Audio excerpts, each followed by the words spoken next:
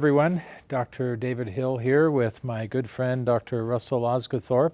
Russell, welcome. Thank you. Nice to have you here. Would you like to take a moment, just to introduce yourself, who Sure. you are? My name's Dr. Osgothorpe. You can call me Dr. O. I'm a pediatric infectious disease doc, and I'm really glad to be at doTERRA. Well, we're happy to have you here, and today we're going to talk a little bit about Copaíba and CBD. I would like to put it into a context of four very specific things, and this is going to surprise you, but price, purity, potency, and then I'd also like to talk about some new discovery we're making for Pathway. Yeah. And I want to relate those all to CBD and this comparison to Copaíba. And one of the things that we know about CBD is that everybody has had seemingly great experience. We know that there's a good amount of information that's available, and we don't want to be discounting of any of that. So let's just talk some very specific things. When you think of those first three things, price, potency, and purity, what comes to mind to you? In the marketplace today, CBD is flooded all over the place. It's in every product imaginable, from mascara to doggy treats and everything in between. The trouble is that when people are taking it to help them with problems that they have with their health, the doses that are required are so high that the price point is really painful. Well, it becomes painful and becomes unobtainable for most people. And purity is a different animal for me. I'm going to drill down on this just a little bit. It's doTERRA's calling card. It's what we do. It's Absolutely. what we know. And I know the intensity that goes with that. And in an industry that, as you indicated, has this plethora of products, we see a lot of inconsistencies in terms of the amount that's available of the CBD. Where's some of the difference that you see there? Well, the trouble with CBD is that the hemp industry, where CBD comes from, is not very regulated. And the products that are made are not checked for purity. And the amount of CBD within those products can be highly variable.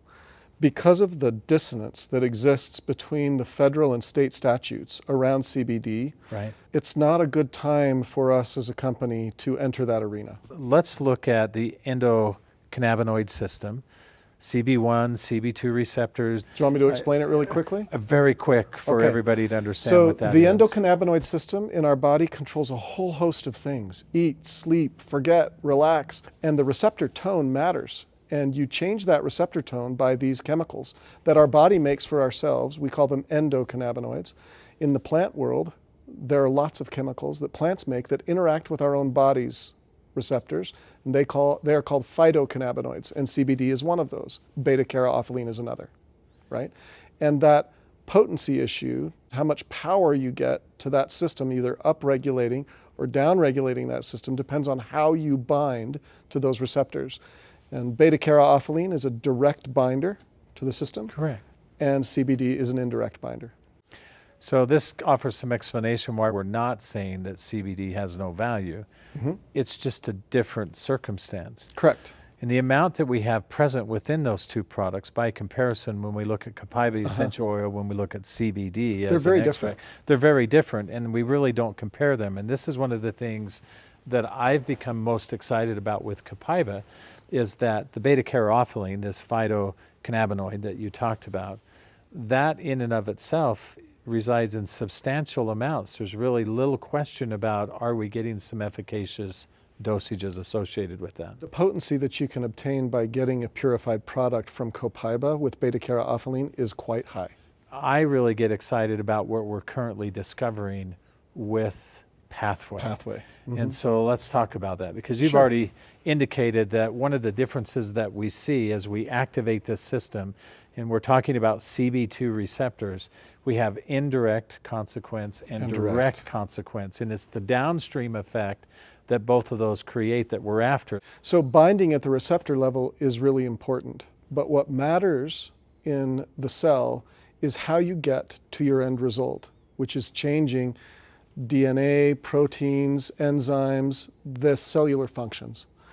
And direct binding at these receptors has effects that will drive cellular mechanisms to change certain outcomes within the body. One of the other things that I have liked about Copaíba as an essential oil product is the diversity that we see. It's not just phytocannabinoid that's there.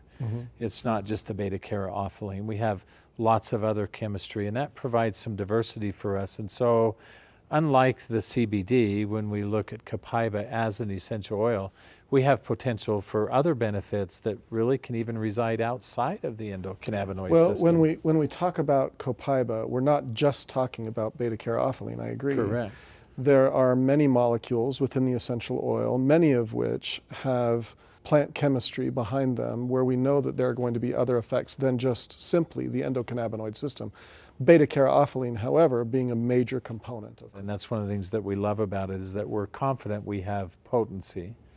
We know that we have purity, and we know that it's directed to the endocannabinoid system.